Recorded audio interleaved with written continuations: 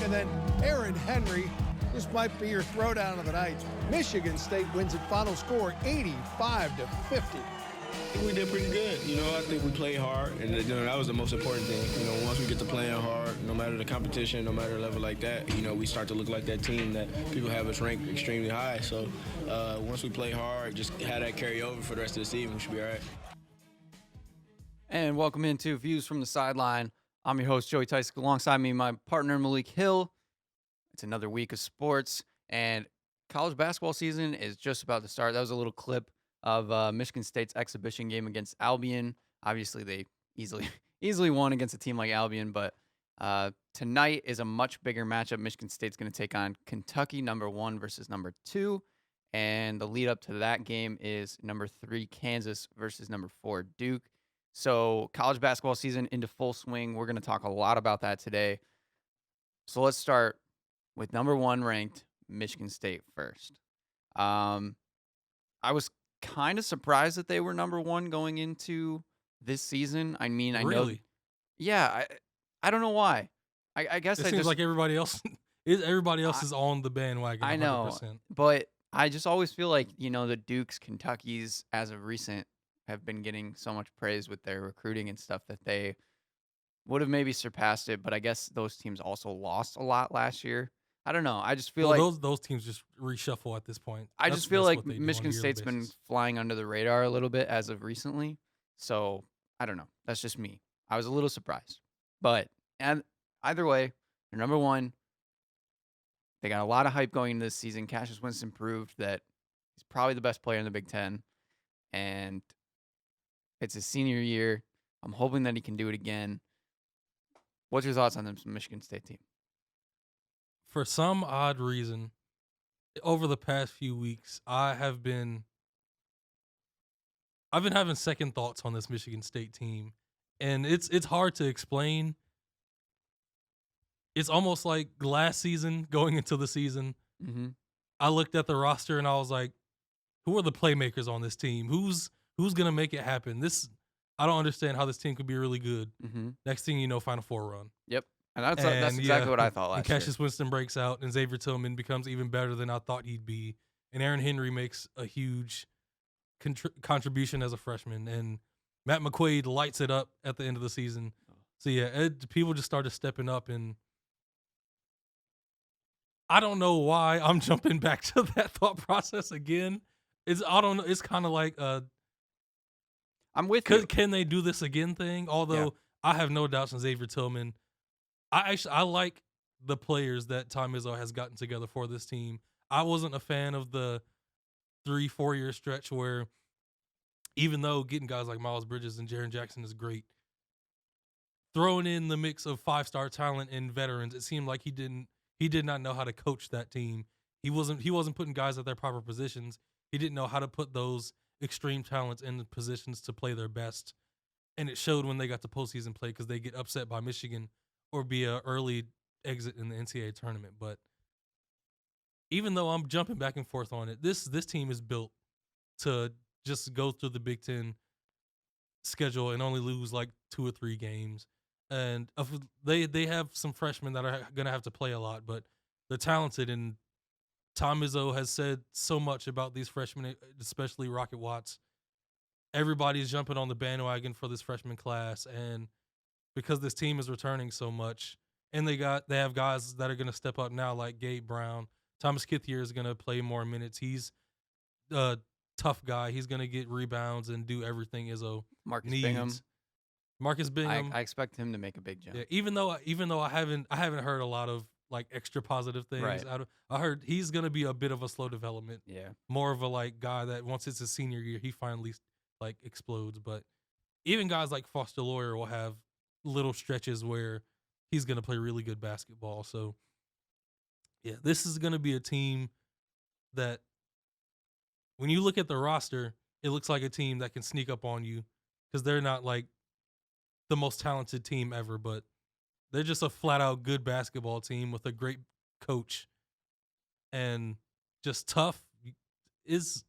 They're a great basketball team. I mean, it's a great basketball I would team. agree. I feel like it kind of is going back to what Michigan State basketball is more known for, and kind of like what their football team has been known for in recent years Yeah. too, is where It's about developing talent over Right. years. Yeah, and Not they- guys that come in and just pop instantly. they don't bring the big names necessarily in that everybody expects. They get them every once in a while, but they develop and they kind of buy into a system. Izzo's big on like a system type of player, and I think that's kind of what he's built again. Yes, they have a good mix of vets on this team and young guys that have talent, like we talked about Rocket Watts. Xavier Tillman had made a big jump last year, so I expect him to do that again this year. I think Malik Hall, the freshman from Kansas, is going to play a lot too. Yeah. I think he's going to make a big impact. Yeah, and that's going to be the thing that's kind of interesting is they're very guard heavy. They got guys like we talked about, Rocket Watts, Cassius Winston, Aaron Henry, Foster Lawyer, just tons of different guys. Even Kyle Ahrens will probably get some time now that he's a senior. And and Gabe Brown too. Gabe is Brown has shown a almost lot. more of a 2 than a small forward, Right. although he'll probably be at the 3 a lot. But Right. Yeah. They'll have a lot of those guys that I think too that they're gonna play the 3, but they're more of Yeah. like a guard. positionless basketball Right. almost. Yeah. Yeah. So this team is gonna be interesting. Obviously, not having Joshua Langford is gonna hurt. You would have expected him to be their leading scorer for this team, but it seemed to not affect them as much as I thought it would even last year. So as much as I think that they need him and they do need him, that they can do without him as well. And I think either way that this team is they're not gonna come out super strong, I don't think. And maybe they'll surprise me. I think tonight they have a chance to win this game, but I just think that they might look a little shaky from time to time at the beginning of the season. And I think that's kind of how a Michigan State team always operates. Like people they rank them highly, then they'll kind of falter a little bit early on the season. And then when they need it most, that's when they show up. Not necessarily in March in past years, Yeah. but just late down the season, they get a lot of hype kind of rolling in. So a lot of expectations for this Michigan State team. On the flip side, Michigan has kind of gone completely under the radar for Yeah. what seems like that hasn't happened in Yeah. years And now. They beat Saginaw Valley State in their exhibition game. Mm-hmm. And obviously, you bring in Juwan Howard, replacing John Beeline. Nobody knows what that's going to look like necessarily. We talked about it a little bit last week. The good thing is they've done well in their recruiting so far. So what do you see out of Michigan this year? What do you think their potential could be? How far could they go? Yeah, I definitely learned some things watching the exhibition game. They're playing. It's expected. They're playing a much different system than what they played with John Beeline last year. John Beeline's system was all about making cuts. It was all about perfect execution almost. Yeah, getting guys open for Yeah, threes. getting those shooters open. Hitting guys when they're open on cuts, getting it down to the big man if he has a chance, or he usually had stretch 5, so getting them an opportunity on maybe pick and rolls to get them open to hit a 3 or something. But they want to get up and down the floor. That's what they showed in the first game. In the first few minutes against Saginaw Valley State, they got out to a hot start because every time Saginaw Valley State would miss a shot or the few shots they made in the first minutes, they get the ball and go immediately. And Saginaw Valley wasn't able to keep up with what they were doing. So they went into a zone. And that's when they started to show some weaknesses that Michigan's going to have this year. They have a lot of guys that are figuring out their identity as basketball players with Juwan Howard as their head coach. A lot of these sophomores, they were under Beeline. They've been developing physically and mentally. Now they have a brand new head coach that's instilling a whole bunch of confidence in them. So now they have reign to do what they're most comfortable doing. And you can see that they're still getting used to it. Like Dave DeJulius, he hit 7 threes in their scrimmage against U of D, which is great. I was happy to hear that. But in the game against Saginaw Valley, I think he went like 1 of like 9 or 10 from 3. He's still very inconsistent. Adrian Nunez is going to be dependent on to be a knockdown shooter. I think he hit like 3 out of 9 threes. These guys aren't used to being completely dependent on the college level yet. So, yeah, a lot of these guys, it's going to be new for them. But guys they're going to depend on Isaiah Livers a lot. In that game, it was obvious. Every time he got an open three, he was hitting from NBA range in transition. He was completely comfortable at all times. Xavier Simpson and John Teskey in the pick and roll is going to be a huge part of the offense. Juwan Howard has said how much he's been impressed with John Teskey and how much he's improved both in the post game and with his jumper. So John Teskey, he might have a chance to average a double-double this season, which might get his draft stock up. But yeah, this team is going to go through some growing pains. They're going to show some signs that make fans excited. They're going to show some things that make fans wince and kind of scared. But hey, it's the first year coming off of the greatest coach in Michigan basketball history. Right. You can't expect it to all just to click immediately. Yeah. I still think they have a chance to go under the radar and slide into the tournament. I think they could finish like 5th seed, at best 4th in the Big Ten, if things get clicking after midseason. But it's going to be interesting to see what happens, especially seeing after that exhibition game. They're going to try to run up and down on teams, and once teams settle into a zone, they're going to have to figure out what their game plan is, because once teams settle into a zone, a lot of guys just want to go ISO and just start pulling from three and show like their skill, and moving the ball around and playing as a team is going to be their main thing at the start of this season. And that's kind of been what Michigan basketball has been in recent years, is move the ball, get to the open guys, and just shoot the lights out. Yeah. Get quality shots. And last year, they struggled at times with it a little bit. They were inconsistent. There was a little bit of felt like there's a little bit of more ego personality in the team that there has been in the past. Oh, they were feeling themselves after that hot start they had to the season. But yeah, I definitely expect John Teskey to make major improvements, especially because, again, similar to like Xavier Tillman, Teskey had a lot of good improvements last season, especially later in the season. So now to have more of the workload on himself as well, I'm hoping to see more there. Xavier Simpson. You know how I feel about Xavier Simpson. You know how I feel about him. I talked about it last year. You've got to admit, he's one of the best point guards in the country. Whether even if you don't like his game, he's still, from an IQ standpoint, he's done solid. His IQ, his defensive prowess, even when his shot isn't falling, he's gonna get his team into it. And when his shots fall, the team really starts to rise. And to be fair, I did like his play a lot in the tournament last year. I do think that he played under control, and that was kind of my biggest problem to him. He just reminds me of Reggie Jackson too much, and that's probably why.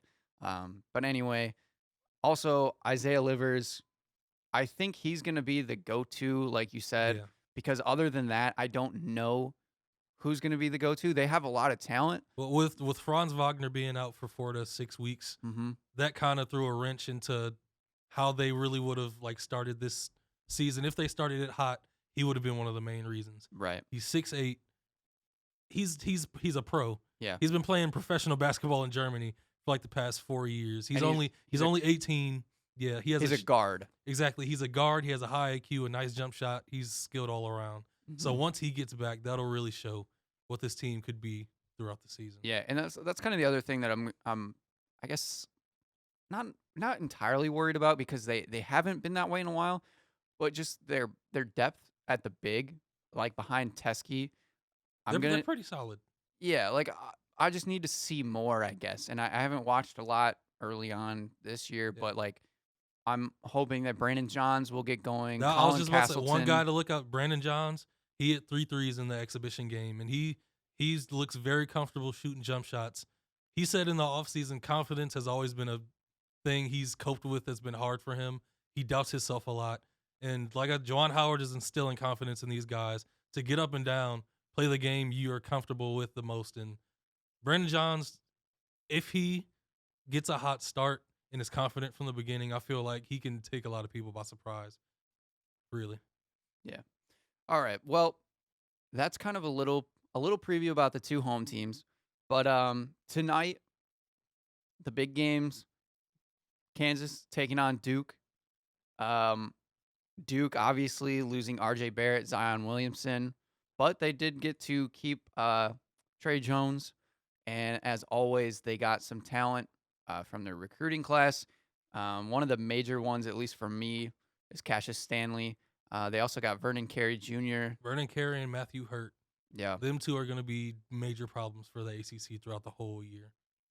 And So- they have two completely different styles of play, which I like too. Right. So it'll be kind of back to the normal Duke. They lose their one and dones and they get some more, bring them in, get them ready. Although these one and dones are much different from last year's. Yeah. RJ, Zion, and Cam.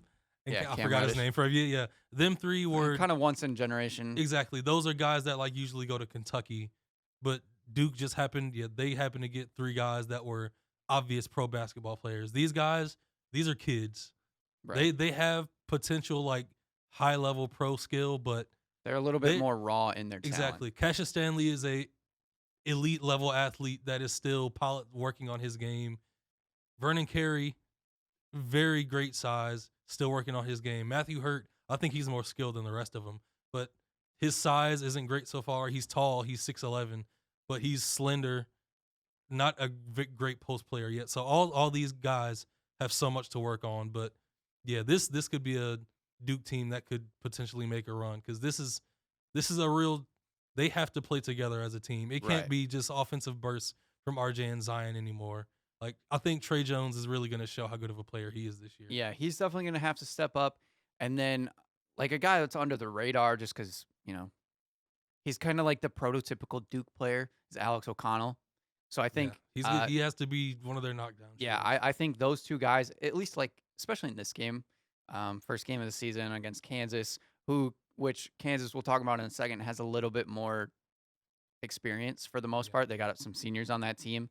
But I think Duke's couple veterans that they have are going to need to step up to get those young guys kind of acclimated to this play style, especially in a game like this. On the other end, like we said, Kansas, number 3. They have, let me see, 1, 2. They got 3 seniors. They got some other juniors. This is going to be one of the first years that freshmen aren't the main contributors on the Right, team. for Kansas. Devin Dotson, the point guard, is a sophomore. Mhm. Udoka Azubuike is back from all the injuries he's Big been 7-footer. through.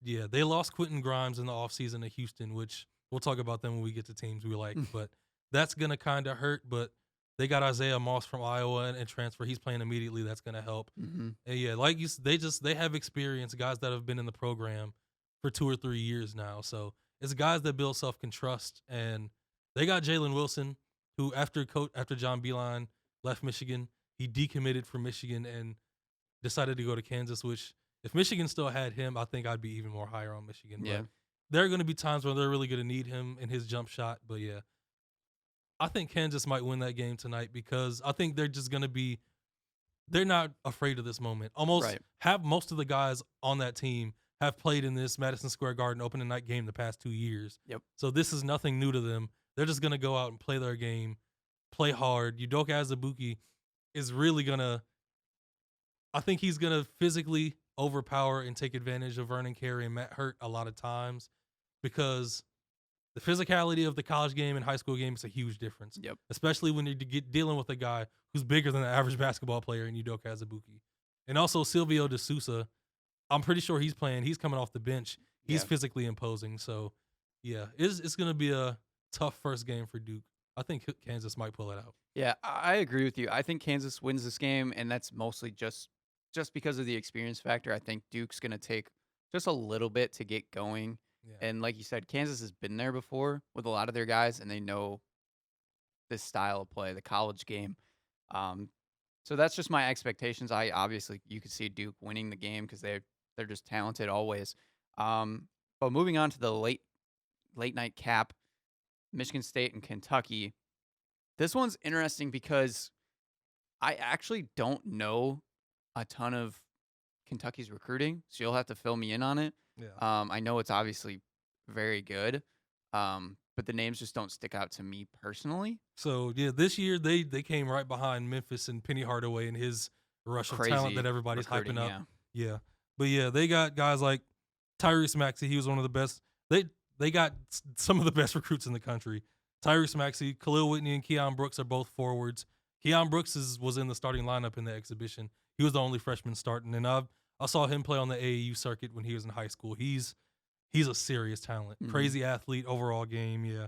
And then they have a few other freshmen that were highly touted, but probably won't crack the rotation a lot this season because they're not as talented as the other guys. But a guy that they brought in that's going to play a lot this season and surprise a bunch of people because nobody has no idea who he is. A guy named Nate Sestina from Bucknell University, the Patriot League. Nice. You don't see guys coming from the Yeah. Patriot Leagues coming up to the ACC To and be fair. playing significant minutes a lot. Right. But to be fair, Bucknell is typically Oh, a yeah, solid basketball They're always program. one of the usually the best team in the Patriot League, Right. if not one of the best. But Yeah. yeah, Nate Sestina, 6'9", 250-pound power forward. He's a guy that stretches the floor. He can hit threes from deep, and he can also go inside. He has the size, 250 pounds, 6'9". He's not gonna get bullied by SEC talent. He's a tough kid, and he's gonna be a huge part of that team, along with I think guys like Tyrese Maxey and Keon Brooks will be some of the only freshmen that make a huge impact because kind of like Kansas, this is a surprising team for Kentucky. They have most of their freshmen from last year back. Ashton Hagans is going to be their starting 2. I forgot the other guard they brought in, but he's going to be their starting 2. Emmanuel Quickly, he's going to be their starting 2. They have their center is a junior. I think one of their forwards is a junior. I don't know if they're starting Nate Sestina or not, but all these guys know what Cal wants. Right. I wouldn't be surprised, honestly, if they had a ridiculous regular season, like won like 30 games, Mhm. but got kicked out of the like tournament early or something. So like the Karl Anthony Towns team. Something like that. Because Maybe they- not to that extent, perhaps, Yeah, because they- that team was insane. they but have 5 or 6 experienced guys and then like 3 or 4 freshmen that could all make an impact. And I think they're gonna have a great regular season in the SEC, but Michigan State isn't coming to play around. They're coming to play. I was gonna say, They're wait. not coming to play around. yeah. Yeah. They're a tough team. Yeah, I agree. I think this is going to be similar to Kansas Duke.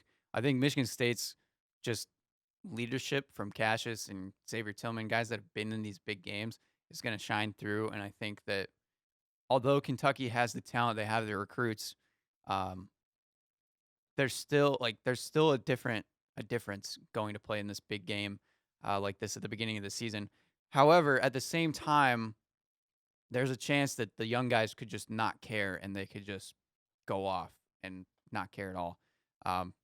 So I'm hoping this is a good game. I'm expecting it to be obviously number 1 and number 2. But I think Michigan State is going to win this. I think just based off talent, based off experience, especially the way that Cassius just controlled the floor last season, I think he's going to do the same thing this year. Xavier Tillman is just a bully. Down low. He is a man amongst boys down low. Yes. So And I don't know if you've seen, he is absolutely shredded now. mhm, yeah. Like the progress he's made physically since he was a freshman, yeah. it is mind blowing how great of shape he's going to be. He might be a first round pick in the league. I wouldn't be surprised if he was a first round pick. He's what we just wish. because of how hard of a worker he is. He's what we wish Nick Ward would have been. Oh man. Like, could you imagine that? He had more talent. He never really got into great shape. Yeah. He got into good shape and he had more talent than Xavier Tillman, but Right. Xavier Tillman just had more work ethic and Yep. drive than Mhm. Nick Ward had. Yeah, I agree. I So think Kentucky wins this game. do you? Yeah. I think Ashton Hagans is not far off from where Cassius Winston is as a leader and a very good floor general on the Mhm. court. He has a really, really good IQ, surprisingly good for a freshman last year. I mean, he started from day one last year and just controlled that offense in a surprisingly good way. Right.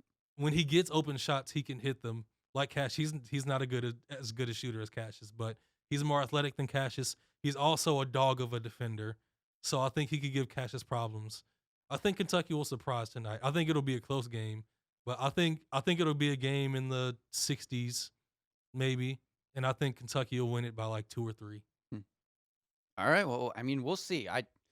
Either way, like these games matter, but they don't matter because Yeah. it's so early on in the season, and you're like 99% sure that all these teams are going to make it into the tournament as a high seed. Well, the first game can kind of It sets the tone of it. It'll show how good a team will be that season. Right. Be it going to the tournament, that's completely unpredictable. Yeah. So, I mean, even if like Michigan State is to falter now, I'd rather it be now than later. So it's interesting. So let's talk about some of the other teams real quick. We'll just kind of go over who you think might be maybe a dark horse or maybe just a team that you like. Real quick, I'll just talk about the top 10 real quick. We got Michigan State, Kentucky, Kansas, Duke, Louisville back in the top 5. Yeah. Chris Mack has done a ridiculously great job Mhm. in his first few years at Louisville. It's just year 3. He's brought in a crazy great recruiting class. He's bringing in a guy that we will talk about soon next year. I don't know if he's even going to go to Louisville because he's a junior college guy named Jay Scrub. After this podcast, you got to look him up. He's a literal NBA talent. Like, it is scary watching how good he's a 6'6", like 200-pound 2-guard lefty. He has literally everything. I don't know if he's going to go to Louisville, but he's committed to them. So Chris Mack has even more talent coming in, and he has a mix of experience and young guys. So I like Louisville. Yeah. I don't know if they're going to be as good as number 5 near the end of the season, but Right. they could be. Yeah. Number 6 is Florida, which they made a good run last year in the Yeah. tournament. They beat out Michigan State for the Kerry Blackshear sweepstakes. Yeah. They upset a lot of Michigan State fans, but Yeah. they're fine. They got Xavier. Yeah. Right. It worked out. Number 7 is Maryland, which a lot of people are high on. I know Jay Billis has been all over ESPN talking about the Terrapins, which is a little bit surprising because, they lost Bruno Fernando. They lost some talent. But they're an up-and-coming team, an up-and-coming program, I think, and I like the way that they play. Yeah. They lost Bruno Fernando, but they have one of the most talented young centers and also one of the skinniest young centers in the country. He came into Maryland at like 190 pounds at 6'10". Yeah. Jalen Smith, he's really good, but he's got to put some pounds on. Right. I'm pretty sure I think he might be hurt to start the season. I can't remember. We got to see. Yeah. Number 8 is Gonzaga. They're always around. I mean, You can't sleep on them anymore. yeah, they're just And they're really getting recruits now, so Right. it's getting even more serious. they're a solid team every year. Number 9, North Carolina. This is like low for North Carolina. It honestly is. Preseason 9th. Yeah. But they lost some talent. They lost Kobe White to the draft, who was a big factor for them last year. But you get Cole Anthony, so kind of Yeah, cancels out. I mean, yeah, it works out. They're Yeah. a similar boat of Duke. You expect them to get some sort of top talent. I think they might struggle at times Yeah. because they are besides big men, they are a pretty young team, and they brought in a few transfers that they expect to like play really good for them from College of Charleston and William and Mary. Mm-hmm. I don't know if they're going to translate to North Carolina so easily. So we'll see what happens with North Carolina. Yeah. And then number 10, we won't go through everything, but number 10, Villanova. Big question marks on them. Shout out to Eric Paschal, scored 34 points for the Warriors the other night. He's a talented guy. That was That team is but he's a talented guy. pretty incredible. But that didn't have a great season last year, Villanova. No. One last one. Your defending national champions sit at 11, Virginia. I think part of that is because they were national champions. They lost almost their entire starting lineup. They to still the draft. They still have Kihei Clark. They still have Diakite. They Yeah. brought in some good recruits. I mean, they're a I talented still team like every Virginia. year. I still Yeah. like Virginia. I still think they're going to be at the top of the Yeah, ACC. I always like Virginia teams. I like the way they play. I don't think they'll make a run. But when you lose, Yeah, no Ty Jerome, no Kyle Guy. when you lose all those guys, DeAndre Hunter, Yeah. like, I don't know. Are there any other teams that you can think of off the top of your head? I know you kind of mentioned Houston beforehand. Is Yeah, that they got Quentin Grimes. Their program is rising at a very surprising rate. And I think they're going to be better than Memphis this year. They're in the same conference, the American. Memphis is getting way too much hype just because Penny, his charm and he's obvious. They sit at 14 preseason. Yeah, he has shown that he can be a really good coach one day. But Right. 1 year, he's bringing in all these kids. None of these guys are generational talents. They're just a bunch of talented kids that he's going to try to mold together. I don't know how it's going to work out. But yeah, Houston, they've got so much experience. They've brought in Quentin Grimes. They got a great coach. and they're recruiting at a surprisingly high level for an American school, I think Houston might be a top 10 team at the end of the year and could make a run in the NCAA tournament. Yeah, but also, I hate to admit it, Ohio State is going to be really good this season. They might blow out Michigan whenever they play them because they are just so talented, and they beat out Michigan for one of the top guards in the country. Yep. And he's already looking really good. And another team that I like, I don't know how good they're going to be this year, but I just hope they're going to be good. I like the coach, I like their players, and I like how much they're improving Georgetown. They got James Akinjo and Mac McClung in the backcourt, who was surprisingly good last year. Yeah. They brought in Omar Yurtseven from NC State. He was one of the top post players in the country coming out as a freshman. He had a good season there, decided to transfer. He's going to start at Georgetown. They have a whole bunch of sophomores and juniors that are experienced and a few talented freshmen. I hope they could win the Big East. It's always competitive, but they have the talent to maybe get there this year. I don't think Marquette is going to be as good as people think they are, so maybe Georgetown can do something. Right. And don't sleep on Auburn. Just because they lost a lot of experience, Bruce Pearl is still a great coach. Yeah, that team, he's recruited extremely well. They're still going to be good in the SEC. Yeah, especially the way that team fought last year. Yeah. I don't think anybody can really doubt them going into this year. Another team that I want to take a look at is they're not totally under the radar. They're top 25, but Utah State. They're going to be a team that like people take for granted because they're going to be a team that plays on Wednesday nights at 11 o'clock. Yeah, but they're going to beat some good teams. When you look up and see Utah State at 13-0 and ranked 12th in the country, and you're like, who, what, why? They have their leading scorer, Sam Merrill, coming back. He's a senior guard, averaged like 20 points a game or something for them. Yeah. Keita is their 7-foot center. They're going to be one of those teams that's just like people are going to start rooting for later on in the season. Listen, man, I'm not going to lie. I'm going to miss their midnight games against St. Mary's, but it is what it is, man. Yeah. Good for Utah State that their program is in this good place. Yep. St. Mary's is number 22, which is wild. The West Coast Conference putting on just Gonzaga and St. Mary's pretty much, but it's good that they have teams in the top 25. Right, and St. Mary's played well in the tournament last year, so. Yeah, they always have a few teams that sneak up on people. Yeah, so college basketball about to be in full swing. I'll be watching the games tonight for sure. This is the best time of the year. Yeah, where all the most wonderful time of the year. Everything's coming together. Forget Christmas. This is it. Yeah. You sound unsure on that one. Listen, man, all basketball and football is intersecting right now. This is it, man. On Christmas, we get like 5 basketball games throughout the whole day, so like. And it's my birthday. I've kind of lost my interest for NBA Christmas Day games. It doesn't get me hyped like it used to when I was a kid. Yeah. Kind of like All-Star Weekend. It's just, I just want to see good basketball now. Like, I used to hate the Spurs when I was a kid because I thought they were boring. Now, Manu Ginobili is one of my favorite basketball players of all time. Jeez. Yeah. Anyway, moving on. College football. Not a lot of noise going on in college football at the moment, at least for Michigan State necessarily. Last week, Michigan beat out Maryland pretty handily. They looked pretty good. I wouldn't say they looked. They do where it got out of hand quick, and they held control of it throughout the game. Yeah. So they're on bye this week. Michigan State's coming off their bye, and they play Illinois this week.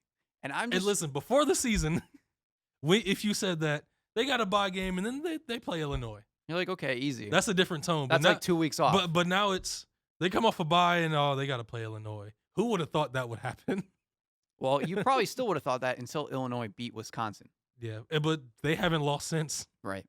4-4 Illinois, trying to get to a bowl game. Playing 4-4 Michigan State. And this is a prime. Is it in Illinois? Oh, shoot. I'm not sure. Everybody, this shows how great our research is. We are always prepared. Yep. I think it's at State. I'm pretty sure it's at East Lansing. Michigan State. Because I'm pretty sure I saw this on the schedule when I was looking up games early on in the season.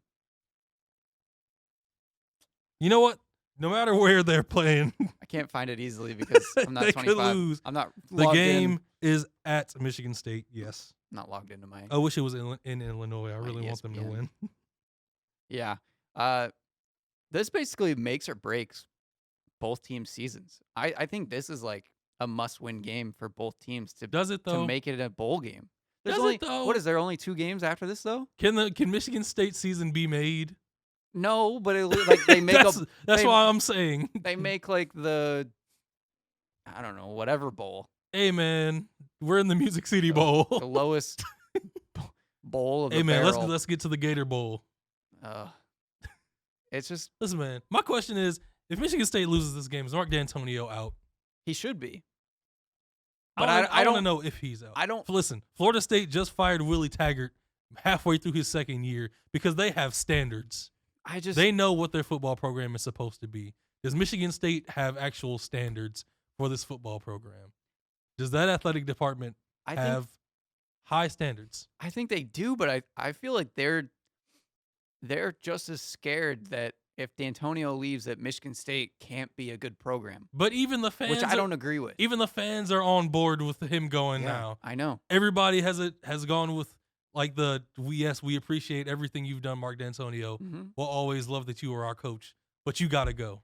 Yeah, Since the fans are on board, the athletic department should look and say, well, this decision should be easier for us near the end of the season. Yeah. Even if they finish 8-4 or 7-5. I think This it's is not going in the right direction. especially if they don't make it to a bowl game, because if they lose to Illinois, they're not going to beat Michigan. And the only other game they have is Maryland. Listen, even if they beat Illinois and then get blown out by Michigan, like I don't see any result. I'm pretty sure they're not going to win out the rest of this season. They're just not No. a good enough of a team. So I just think like if they get to a bowl game, that gives D'Antonio like an excuse. Oh, they play Illinois, then they go to Michigan, then they're at Rutgers, then they play Maryland the last game of the season. I feel like they might go 2-2, either losing to Illinois or losing to Maryland. indeed, do you know how awful that sounds? It sounds really bad. With where the Michigan State program is. You can Before this season, people would say, oh, they could go 4-0 through that stretch. That might not be a problem. you can buy tickets for the Maryland game for $5. So, Michigan football, ladies and gentlemen. So anyway, I that don't know. just tells you. I don't know how Mark D'Antonio will have his players mentally ready for the Michigan game. Just going past the Illinois game. I don't even know if Michigan State will have their heads right for this Illinois game, because against all the competition this season, it's hard for me to put into words how bad this team has been this year. Yeah. It's hard to describe how hard they've fallen off. Mm-hmm. I mean, against quality teams, I think the Indiana win is almost a fake to this point, because Indiana's 7-2. Yeah. Indiana is a good team. Mhm. Michigan State barely beat them Oh, and because they were able to get a little bit going in the passing game. not even thinking the Joey Bocci suspension. Oh man, That's huge. Yeah, He's their leader on yes, defense. Exactly. They're your best player on defense just got suspended for performance-enhancing drugs or illegal substance use or whatever. This What do team you- is what do you- falling apart at yeah. the seams. Who is your leader now? Is it Willikis just because he's the I other would best say, player? yeah. I mean, Is it one of the experienced safeties? Like, I don't doubt that these players love Mark D'Antonio, but guys have been transferring over the past few weeks. At Yeah. least a player or two in the Mhm. past month has transferred like every other week the past month.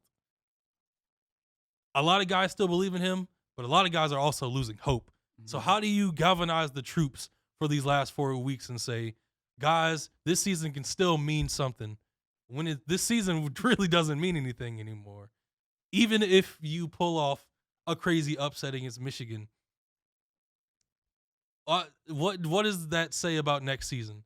Mhm. That D'Antonio's gonna bring in new coordinators? puts them in That's not gonna happen. an even more gray area. That to be honest. that almost puts them in a delusional place. Exactly.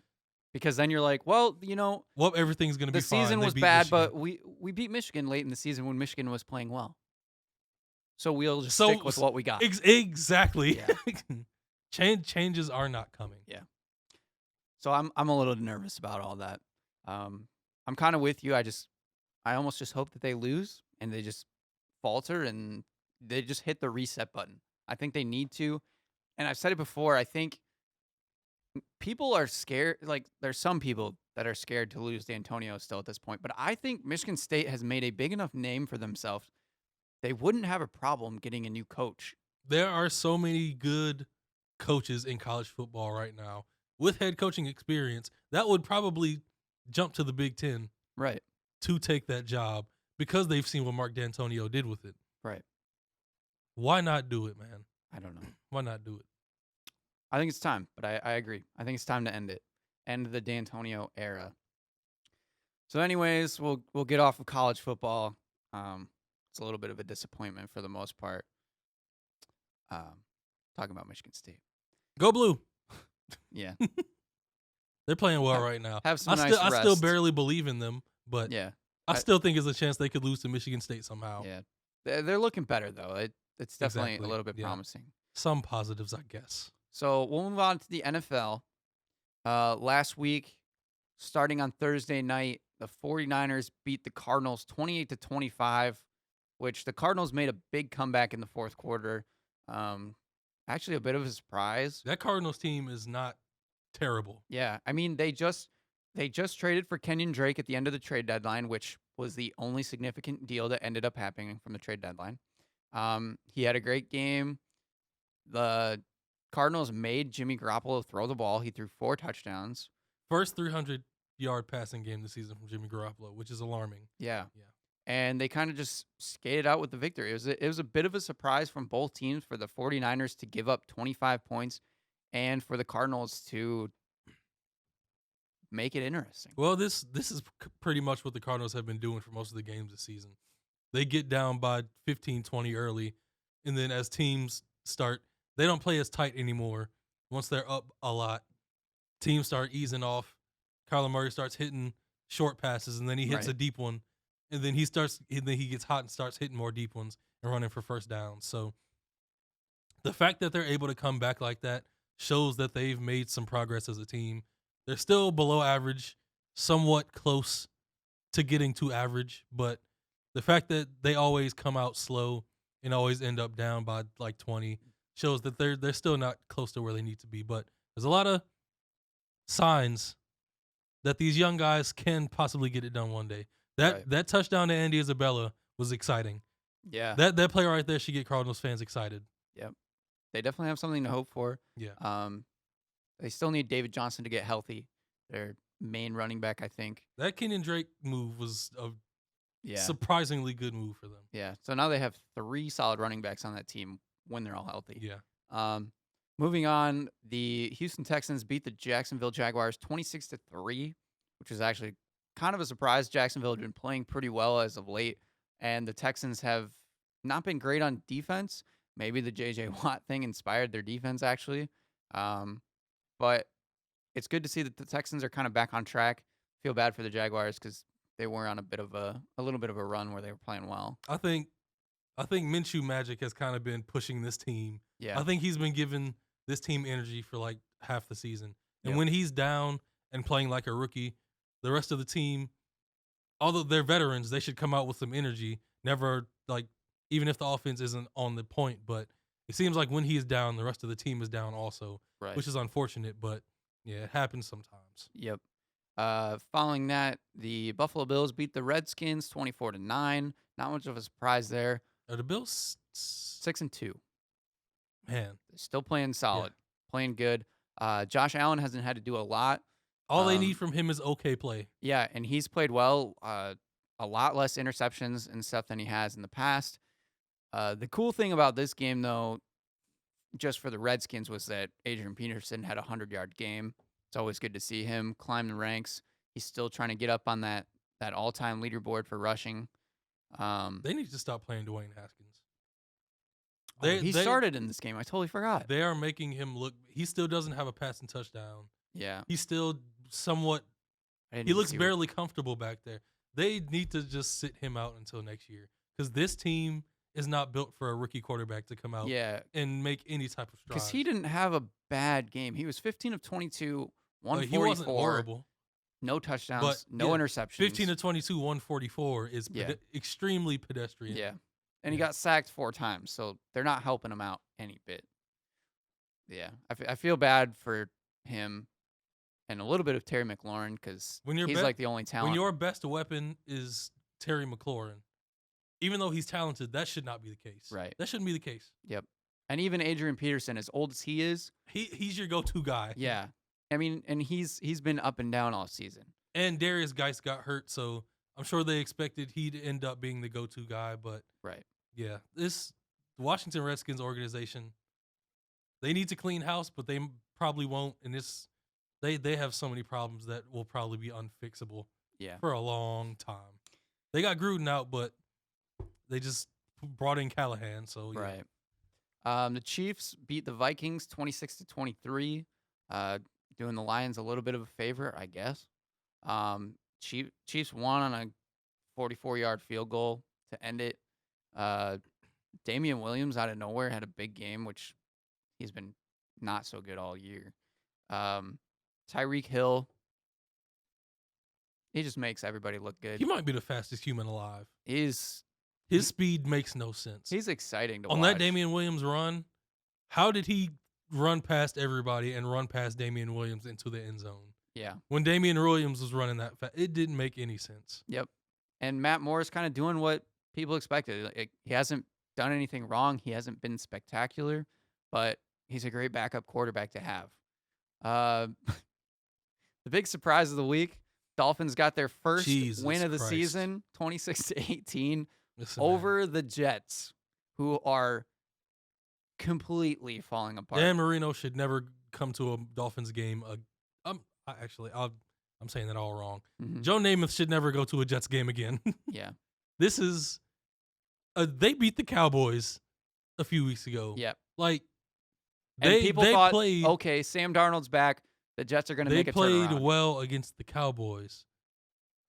You come out like this they started well against the Dolphins. They scored first. Yep. And then the Dolphins put up 21 in the second quarter. You let Ryan Fitzpatrick abuse you with Preston Williams, who got hurt, and then Devontae Parker, who's really only good for a few highlight plays a season. Mm-hmm. Like, I don't understand.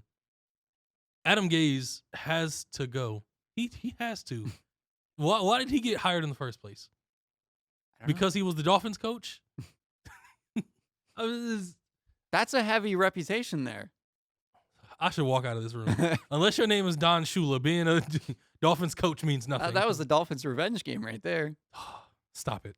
The Dolphins' revenge game. I don't know what you can say about this game. It's hilarious. I wanted the Dolphins to go 0-16, so this sucks. It's so weird. Well, we saw the Bengals. I don't enjoy seeing the Jets be terrible all the time. I do. Shouts out to Chris. Yeah. I like when the Jets are good because they're a New York team. Everybody wants New York teams to be good, except I don't like the Yankees because they win too much. Mm-hmm. But I like when teams in big markets that don't win all the time win.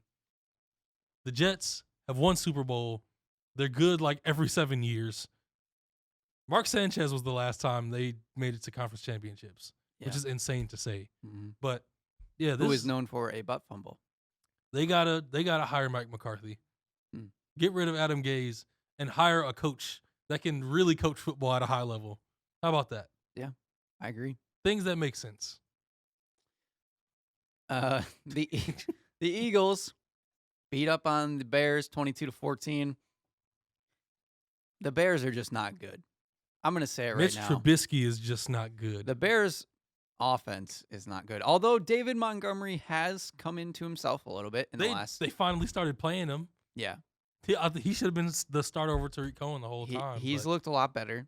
How is Mitch Trubisky this bad? But the Bears they have no flow on offense. And obviously Trubisky is to blame. He can't throw to his left. He's in his third year as an NFL quarterback. And every other time he steps back and looks to the left, he just lets it fly. Mitchell Derek Zoolander. Listen, man. He can't throw left. It is almost unexplainable. Who was coaching him in practices? Like, is he accurate in practice? I want to know the behind the scenes psychological stuff with Mr. Trubisky. To be I want to fair, be his therapist. he didn't throw a pick, but he was 10 of, What did he throw for, like 58 yards? he was 10 of 21 for 125. Man, the Eagles lost to Deshaun Jackson again. That just sucks. Yeah. He can't stay healthy. Yeah. So I really don't see them making a run. No, I think the Eagles are kind of on the same boat. It might be the Cowboys division now. They're in which a sucks. weird place. Another big surprise, the Steelers rattled off another win. Yeah. 26-24 over the Colts. Granted, Jacoby Brissett left early in this game. Brian Hoyer experience. relieved him. But again, Brian Hoyer, former Michigan State quarterback. Former worst playoff game ever quarterback. But he's also a solid backup because he's been a backup his Yes. entire career. So I would have expected a little bit more, but the Steelers are playing pretty well. It's Hey, a bit of man. a surprise. The Steelers are one of those organizations that maintain competitiveness all the time. They don't get the credit they deserve for not falling off and tanking at some point. And this is a team everybody expected to just fall through. They're 4-4. Four and four. Yeah, they're 4-4 right now. They have potential hope to keep trying to do stuff in this division because they have Mike Tomlin as a coach. They still have a tough defense that they've improved, and they've developed Mason Rudolph enough to where he can win some games. Yep. He's throwing it to those young receivers are getting better.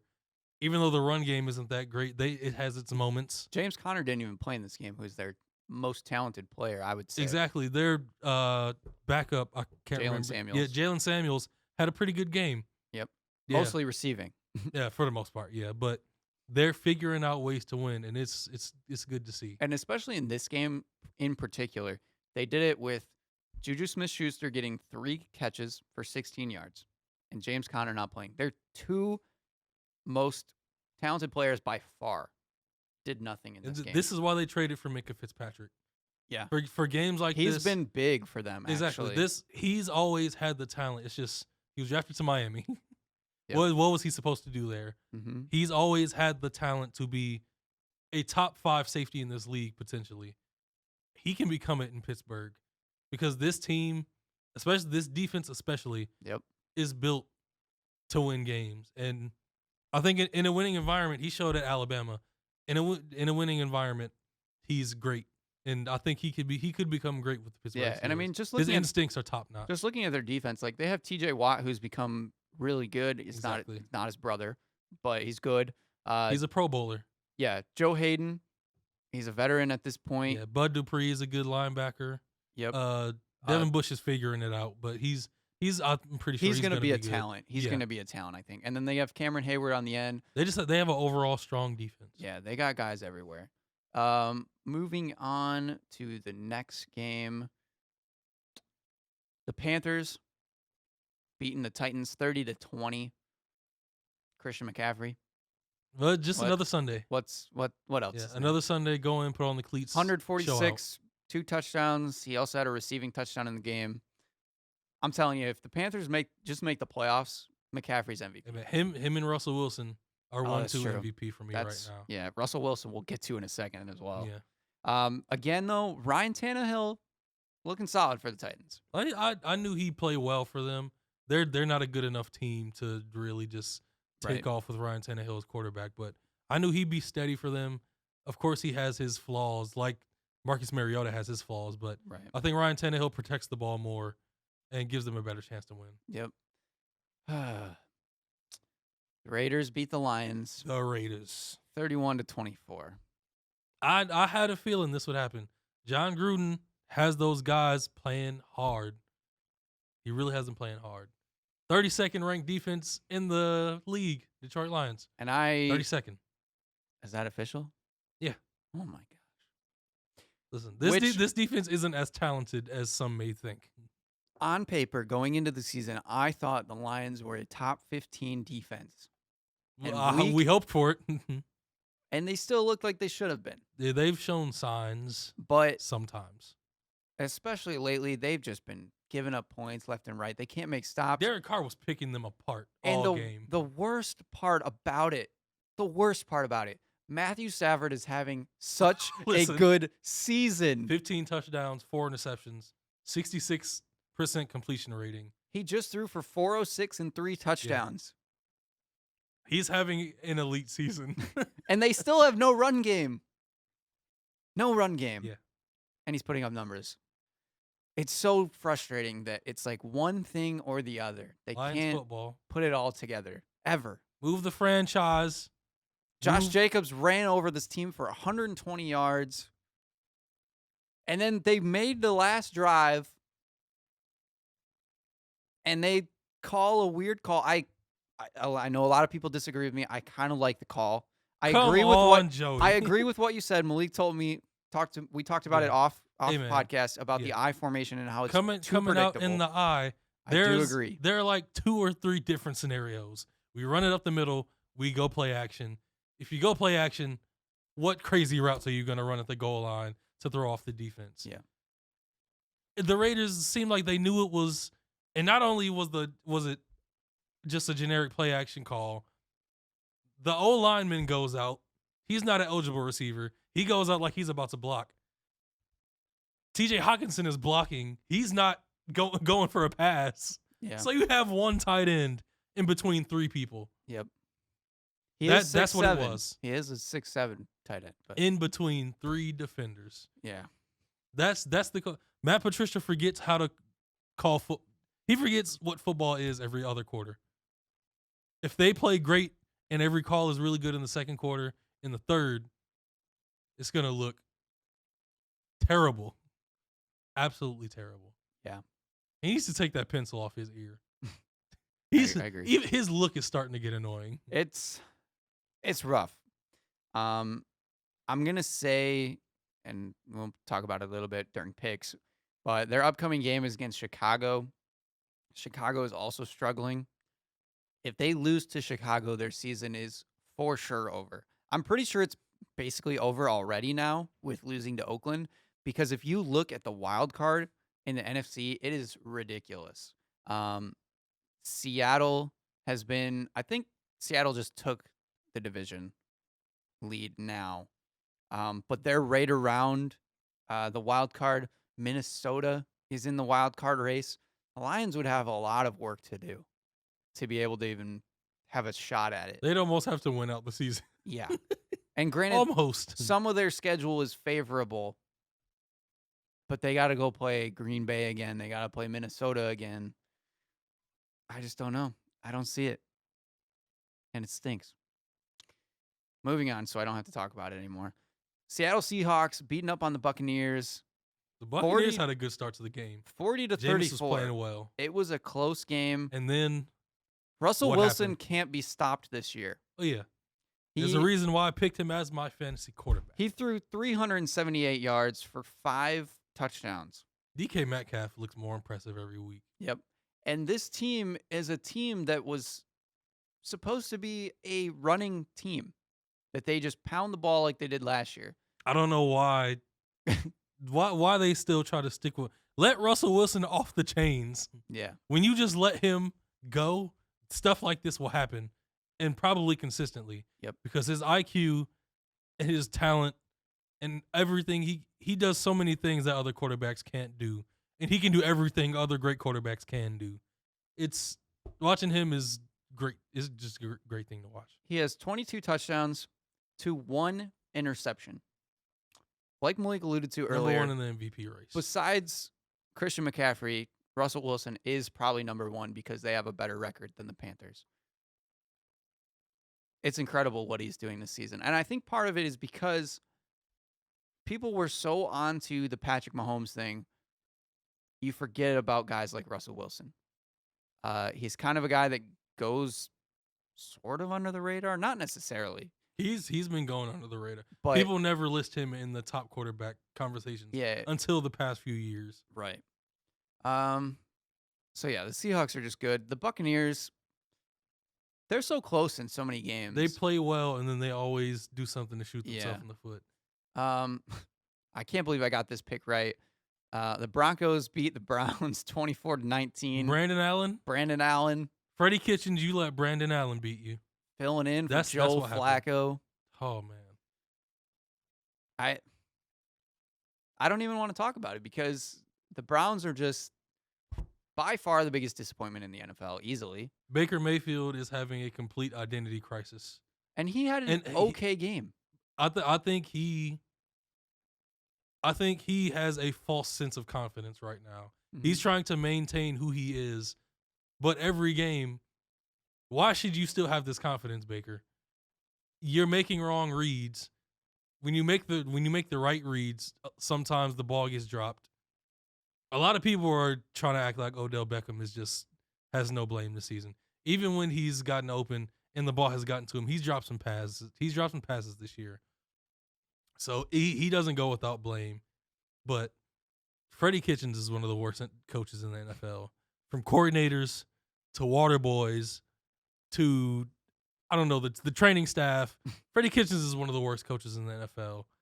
And he's proven it every week. He can't figure out how to get Odell Beckham the ball. Yeah. You're an NFL coach and you can't figure out how to get Odell. It seems like but if he didn't have Nick Chubb as his running back, I feel like they might be winless right now. Mm-hmm.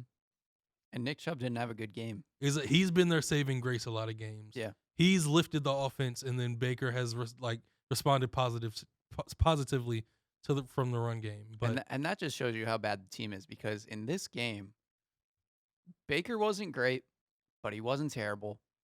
Nick Chubb wasn't very good, but they still lost. So you got sort of what you wanted out of Baker Mayfield, and you got a normal back-to-earth game for Nick Chubb, I guess. And they still lost to the Broncos. You want to know what I saw after on almost every commercial break during Sunday Night Football? A Baker Mayfield Mayfield commercials. How many commercials did he do for Geico in the offseason? There's a new one every single day. Yeah. It's getting to be way too much. Maybe that's the thing. He got his money, and then he's just out there. There's the part of him, he shaved 3 times, and somehow, like in between the game and like the president. Did you see that? No. Walking from the tunnel to the locker room, he had a full beard. By the time pregame was starting, he had like a mustache like going around. And in the post-game press conference, all he had was a regular mustache. What is going on inside his head right now? I don't know. Wow. I didn't even know that. I'll have to look that up. It is weird. What is happening in Cleveland right now is something else completely. Yeah. Everybody's saying they're one locker room fight away from completely falling apart. I don't even know if it might come to that. I think Baker's confidence is completely in crisis right now, and he's never been in an experience like this. Right. All his colleges, he walked on and won the job and played great from the start. Mm-hmm. So this type of adversity, he doesn't know how to handle this. All he knows is I go out and ball out and I'm the guy. So, yeah, he's storming out from press conferences. It's sad to see, yep, honestly, because after a historically good rookie year, because of some coaching mistakes made, because apparently Freddie Kitchens was the closest guy to Baker Mayfield, which in retrospect, I can't believe most of us fell for that being the reason why the Browns might be good this year. Their relationship is great. That doesn't mean anything about coaching people. Right. They should have kept Greg Williams, which was one of the biggest, the main reason they went on a stretch of winning last year. Mm-hmm. It is all problem. Oh, yeah. He's balling out, 2-6. Listen, man, 12 interceptions. Their jersey color represents the state of their season right now. Yeah. Well, completely. Their name represents. Yes. Moving on. The Chargers, another surprise game. The Chargers beat the Packers 26-11. I don't even want to talk about this game. This game makes no sense to me. I really don't like the Chargers that much right now. The Packers are a much better team. Let's just move on. The Packers are a much better team. Just to go over the stats, we won't talk about it much, but like Green Bay, Aaron Jones rushed for eight carries, 30 yards. Did he get hurt? I don't think so. And if he did, Jamal Williams carried the ball twice for 10 yards. Okay, well, I'm confused. Another stat that I saw, Devontae Adams was in this game. He had 7 receptions for only 41 yards. One of the weird ones was Marquez Valdez-Scantling got 2 targets, no receptions. This sounds like It was just a weird this sounds like game. this sounds like the first quarter of a game was played. Yeah. And then the game just stopped. Yep. Aaron Rodgers was 23 of 35, so you're like, okay, maybe he got like 250 yards, 300 yards. He's 161, a 4.6 yard average. What happened in this game? And he was only sacked 3 times. This is why I said I don't want to talk about this game. It doesn't make sense. I feel like the Packers are just going to get back to who they are next week. This game, it's an anomaly. It was a weird one. It's gone. But it's never nice as a Lions fan that the Packers were sent back down to earth. Sort of surprising for some people. I kind of expected it. Sunday Night Football, Ravens kind of took it to the Patriots, 37-20. The Patriots are averaging, I think their defense was only averaging like 14 points allowed, and the Ravens put up 37. Now, granted, Lamar Jackson is one of the most talented players in the NFL. Besides Michael Vick, nobody else compares to the talent. Yeah. And the interesting thing that I saw, too, was that if you look at the Patriots' schedule and the quarterbacks that they have played, their record is awful.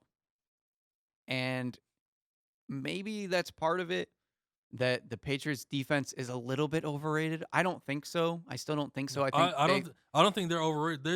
When you're in practice, you can't. There's no way you can. Right. What's the word? Prepare. You for can't Lamar Jackson. Yeah, you can't have somebody be Lamar Jackson in practice. You run the read option. Who are you gonna have it run? Julian Edelman? Yeah. And that's why I thought that this game, the Patriots could definitely lose this game. The other surprise was Mark Ingram had 115 yards on only 15 carries. So the Ravens, once they get going, and we've seen that before, is once they get going and a team doesn't know what to do, it just causes all sorts of problems. Yeah. Lamar Jackson was 17 of 23, 1 touchdown. He was just solid. He did what he needed to do, and then they just ran everything else. He had 16 carries, 61 yards, 2 touchdowns off of that. Tom Brady didn't actually look very good in this game. He threw a pick somewhat later in the game that was he just kind of heaved it downfield, and Marlon Humphrey easily picked it off. So it's hard to say, but I don't know. I wasn't too surprised with this one. Glad the Patriots didn't go undefeated, so Chris didn't have that anymore. 15-1. Could be, but they do have a tough schedule coming up. They play some tougher teams. Yes, they could possibly lose some games. The Monday night Cowboys and Giants. I think everybody knew what was going to happen. This game was close, though. At first. I mean, it was, 16-15 going into the fourth quarter, and then the Cowboys just erupted. 21 points in the fourth quarter. They beat the Giants 37-18. Ezekiel Elliott had a monster game. Dak Prescott looked good. Yeah. I mean, it was too much for Danny Dimes to overcome. Not much else to be said. So, moving on. Week 10. We got our Week 10 picks. Last week, surprise, surprise, Chris actually won in picks. I believe he got 9 correct picks. Chris leaves and starts winning. I got 8 correct picks, and Malik got 7.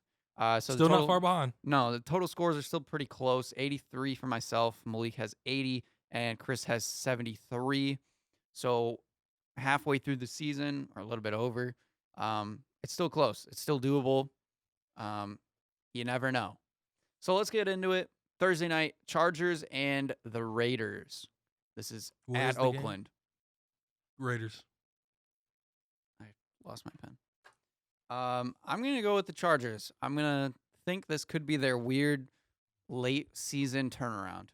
I'm going with the Chargers. We don't have Chris's picks, so we'll have to update you. You're next not week. wrong. This is usually when they start rattling off wins and end up either 9-7 or 10-6 and get the wild card. Yeah. But I think the Raiders they are so confident and they're in such a flow right now. Everybody's playing really good. I love how Derek Carr is playing. I love how the young guys are playing, especially Josh Jacobs. Taking the Raiders. I like them at home. Lions and the Bears. I have to take the Lions because, like I said, if the Lions lose this week, their season is over. Is it in Chicago? It is in Chicago. That is the Man. scary part.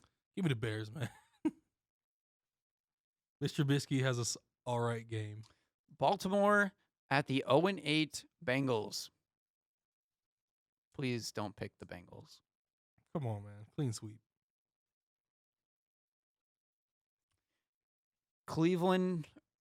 Buffalo at Cleveland. I think Buffalo's defense is just too good.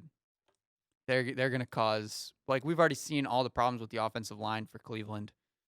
I just think Buffalo's going to be able to do whatever they want. The Bills last week were able to get Devin Singletary on the field, and he played well. Josh Allen has been playing well. They're another one of those teams that kind of like can do it with so many different ways, the way Cleveland. that they play. All right, going with Buffalo. Cleveland still has a good 4 or 5 games in them this season where they look like the hyped up team. Mhm. Like the game against Baltimore. They still have a few of those more left in them. Kansas City at Tennessee. Kansas the City. Titans. I don't know if Patrick Mahomes is going to be back for this one or not. Actually, You're going with the give Titans? me sticking with Kansas City. I was going to say, Go Titans. the Chiefs finally found a running game. I'm going to go with the Chiefs. Go Titans. Switch it. No? Okay. Falcons at the Saints. Oh, Saints. Jesus. 1-7 Falcons. Yeah. 7-1 Saints. Matt Schaub in New Orleans. Don't trust it. Yeah, this should be a clean sweep. Watch the Falcons win this game. We don't even need to talk about this next game. New York Giants at the New York Jets. Giants. Battle for Not New York. the Jets. Give me Danny Dimes. Danny Dimes or That Giants defense was Darnold. playing pretty well until the fourth quarter. yeah. They were making some plays. Yep. And Saquon Barkley still looked good since they've come back. So Yeah. I'm going with the Giants as well. The Jets. Everybody's going to try to hype up the Le'Veon Bell versus Saquon Barkley matchup. It's probably not going to be exciting.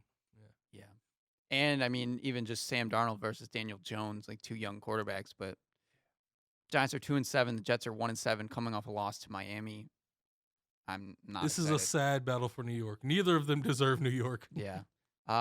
Cardinals at Tampa Bay. This is an interesting one. 2 teams that are technically struggling but have looked good Tampa at Bay. times. I think Jameis doesn't turn it over in this game, I want to go with Tampa Bay too. and I think they win by double digits. The thing with Tampa Bay too is like Jameis Winston at the beginning of the season was targeting Chris Godwin a lot, and he had some big games. These last couple games, he's been throwing to Mike Evans, and Mike Evans has been looking like that number 1 receiver again. That's And what they he's had should do. incredible Yes. games. Miami at Indianapolis. Can Miami pull off 2 in a row? No. I don't think so. Even if Brian Hoyer is starting, I believe they said that Jacoby Brissett might have tore an MCL. I thought they said MCL sprain. Oh, sprain? Okay. You're right. I think you're right. So even if Brian Hoyer is the one to play, the Dolphins beat the Jets. I'm going with Indy. This should be a good one. It'll be interesting for a bounce back for the Packers. Carolina is visiting the Packers, so they are playing in Lambeau, which is always Packers. tough. I don't trust Kyle Allen and Lambeau. That's true, especially at this time of the year. Yeah. Going Carolina. Christian McCaffrey. That's all I'm going for. St. Louis at Pittsburgh. Does Pittsburgh keep St. their Louis? Oh, I LA? was about to say. Sorry. I don't think we're in The 2007. Los Angeles Rams. Sorry, my cousin was from St. Louis, so that's why. Who are they playing? The Steelers. The Is Steelers it keep in Pittsburgh? Yes. Rams coming off a the bye. The Rams are too good. Give me the Rams. Rams haven't looked all that great all the time. True, but I'm going with the Steelers. I'll flip you on this one. you're tempting me to make me just switch it all around again. Why are you doing this to me, Joey? Because these are your Steelers. You like the Steelers. Just stick with the Rams so we have a different pick. Okay, I'll stick with it. I want to switch, but I'll stick. Sunday night football should be a good one. Minnesota Vikings taking on the Dallas Cowboys. I want the Vikings to lose. Yeah, Cowboys.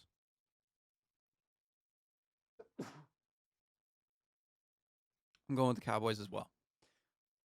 Now, this Monday night is super exciting. Seattle Seahawks at San Francisco playing the Niners. This is going to be I hope this is a good game. Do the 49ers stay undefeated against Seattle, who's 7-2? Do they play in the same division? Yes. This is why Seattle's in the wild card. Yeah. So this is a good game. This is a big game. Me, Seattle. Good, because I'm going with the 49ers. I'm hoping their defense can sort of shut down Russell Wilson. Yeah, I think their I think the Seattle's defense can hold San Francisco's run game somewhat, and I think they'll make it hard for Jimmy Garoppolo. Yeah. So like I said, we'll try to get Chris's picks at some point. He told me he was going to give them to me, and he didn't. So no surprise there.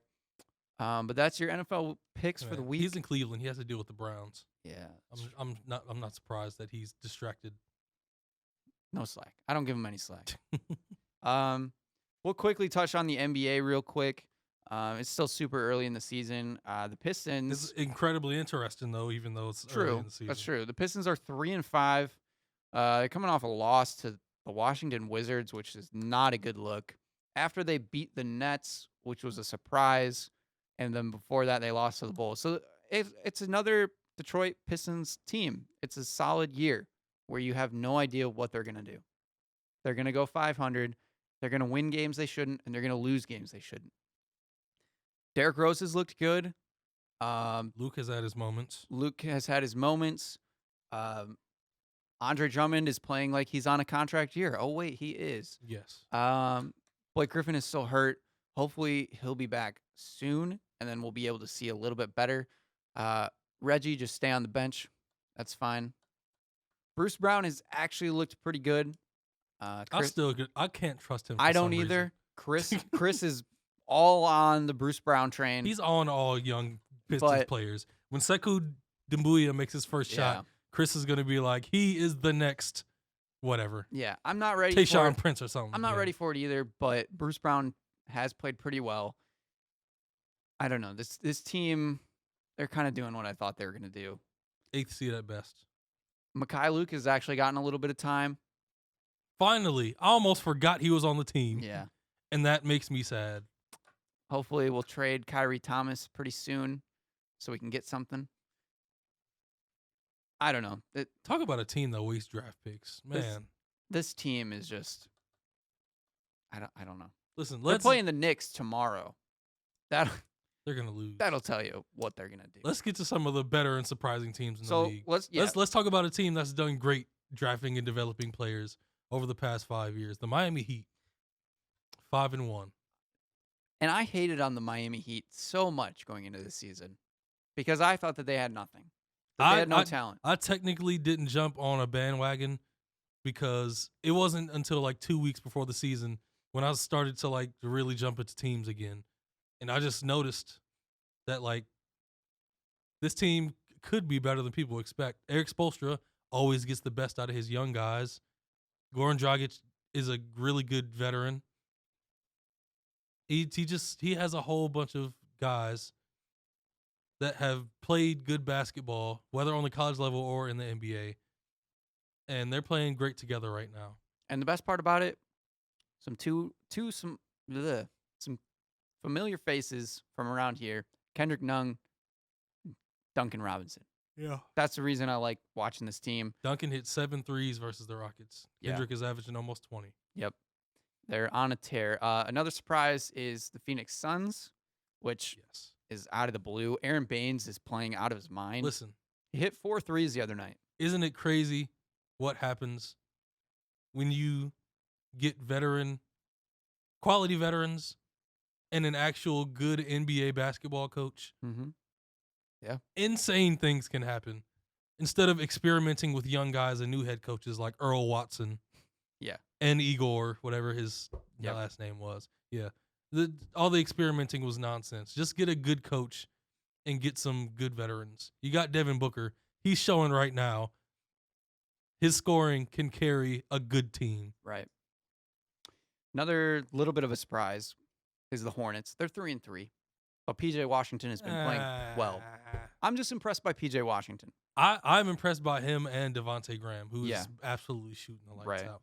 But this start doesn't Yeah, mean it's still anything. super early, but I just wanted to point it out. This start is bad because Michael Jordan is their owner, and Right. he's gonna take this as a positive. One last surprise that I have is the Golden State Warriors injury problems. Listen, Steph man. Curry broke his hand. Once Steph actually got hurt, and then a day later I heard, well, Draymond is hurt too. And I was D'Angelo like, Draymond Russell. is jumping ship. D'Angelo Russell was hurt in that game as well. So they played without D'Angelo Russell, without Draymond Green, without Steph Curry. They already are missing Klay Thompson. Jordan You Poole crossed Damian Lillard last night. He was like Positives? 3 of No. 12 from the field or Yeah, something like that. he's Jordan Poole. So the Warriors starting lineup has almost nobody you recognize besides Willie Cauley-Stein. So it's just crazy. They have been starting Kai Bowman. Yeah. A rookie from Boston College.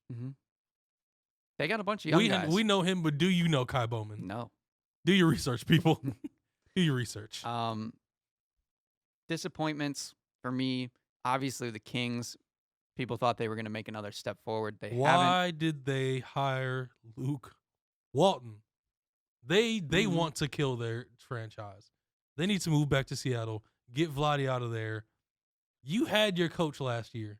Just because he got into arguments with his Yep. It's terrible. And the other two teams that are a disappointment for me are two teams that I was high on going into the season. The New Orleans Pelicans, obviously they don't have Zion Williamson, Yeah, they need Zion. but they've been losing a lot of close games. I so think if I'm they not had Zion, they concerned. might have 3 or 4 wins right now. Yeah, because they've lost a lot of close games. They just don't have somebody to finish. Yeah. Brandon Ingram has played insane, actually. When you just tell him to hoop, Yeah. just give him the ball and say score. He can do that very well. It's when he's in a organized system on a potentially great team when things start getting hairy. Yeah. And then last but not least, the Portland Trailblazers, who are my number one team going into the season. I think they sit at 3-4 right now. Yeah, they'll be fine. They'll be okay, but I always expect more. Like Portland being a regular season team. Mid-season is always when they hit their stride and pull off 12 straight wins. Damian Lillard had a big game last night, so I'm not too concerned, but it's a little bit disappointing, I guess, just thinking that they were going to start off better. One of my biggest surprises that I've loved so far, Luka and Porzingis are really the real deal. Yeah. Like there's no maybe if these two no. Luka had a triple-double the other Luka night. Doncic is one of the best players in the world. Mm-hmm. Like he's not going to make the All-Star team this year probably. I don't know. I don't think he is. I think there are too many superstars and favoritism for him to make it. But he is one of the best players on the planet, not just the NBA. He's ridiculous. I don't know, though. With the fan vote, I think he could make it. I'll still be surprised. I'd love to see it because he's that good. Right. But it's crazy how good he's been. Yeah. And Kristaps, as he keeps putting on weight, that skill is there. Getting back into the rhythm of that things. game against the Lakers was so exciting. I thought they were going to win it, but they just pulled it out in the end. Yep. There are so many rookies balling out right now. John Morant looking good. He is trying to ruin people's career every game by dunking on them. He's getting up. He might get knocked in the second row one day because he's almost disrespectful about how much he's trying to dunk on people. Yeah. But he looks ridiculously special. Shai Gilgeous in Oklahoma City he's looked coming really on even good. stronger than I thought. Yeah. He's averaging like 22 and 6 right now. Mm-hmm. So yeah, it's a lot of surprising stuff right now in the start of the season. I didn't realize Luka is almost averaging a triple-double right now. Listen, man. He's 27, 10, and 10. Well, 27, 10, and 9.5. It is insane about how good he is. Yeah.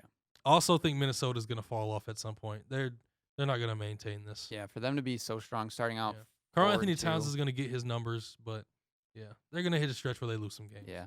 Again, still early on in the NBA season, so we'll have to see. We'll wait and see what happens. But other than that, college basketball kicking off tonight. So that's a big one. Got some good games coming up. Michigan State's season might be over this weekend. It's already over, Joey. The Lions season might be over this weekend. Quit the mites. The Is the Pistons here? The Pistons are already. If they lose to the Knicks tomorrow, their Pistons season might be already over. be over. We're not even at 10 games. A A lot of positives, man. I can hear Chris in my ear saying, "We don't have Blake Griffin right now. And I can already hear all those excuses. But yeah, that's it for news right now. We'll get at you guys next week. We'll Man, keep you updated on picks. College basketball is here. I know. I'm too excited. Trying for to that. focus on that. Think of the positives. It's hard though. But yeah, we'll get picks. Hopefully Chris will give those to me, and then we'll update you guys on the standings, see if anybody catches up to me. And yeah, basketball season is now in full swing. College starting. We will see you guys next time on Views from the Sideline. I'm Joey Tyson, Malik Hill. Peace out. Michigan State is predicted with an 87% winning possibility by ESPN against Illinois. I don't know what they're smoking.